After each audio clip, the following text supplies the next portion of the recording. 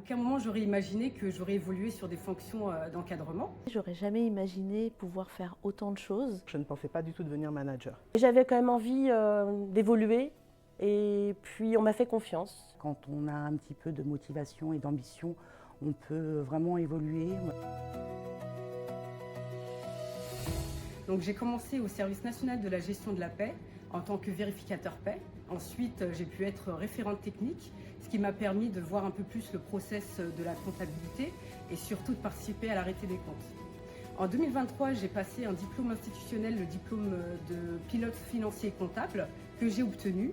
Et depuis février 2026, je suis responsable de la comptabilisation des prestations, de la trésorerie et du fonds de solidarité logement. J'ai débuté comme secrétaire en action sociale pendant de longues années et ensuite l'envie de m'impliquer davantage sur des prises de décision, accompagner les collaborateurs. J'ai fait une formation en ressources humaines en cours du soir, financée par la CAF, qui m'a permis d'être aujourd'hui aux ressources humaines depuis une dizaine d'années. J'ai été vérificateur, gestionnaire conseil, référent vérificateur, auditeur, formateur et j'ai été motivée pour devenir manager par mes collègues et aussi par l'amélioration de leur bien-être en fait, au travail.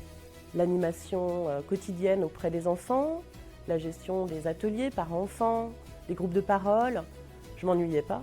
Mais j'avais envie d'évoluer et on m'a fait confiance.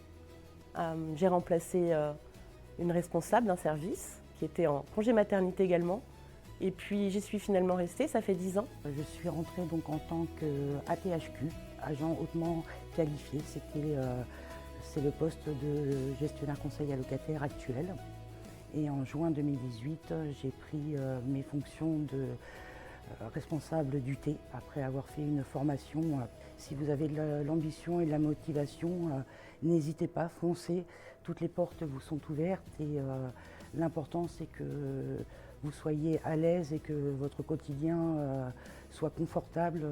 On peut construire son parcours étape par étape tout en ayant, on va dire, un engagement et être ouvert à plusieurs opportunités. Si j'avais quelque chose à dire pour conclure, c'est ne pas hésiter de vouloir évoluer, de prendre des risques, de trouver des solutions pour avancer dans sa carrière. Vraiment, si j'ai un conseil à vous donner, mesdames, c'est ne jamais douter de vous, vous donner les moyens et suivre votre vie personnelle tout en atteignant vos objectifs professionnels. Donc je dirais qu'une chose, osez, restez alignés avec vos valeurs, c'est très important. Et puis ayez de l'estime de vous et ça devrait le faire.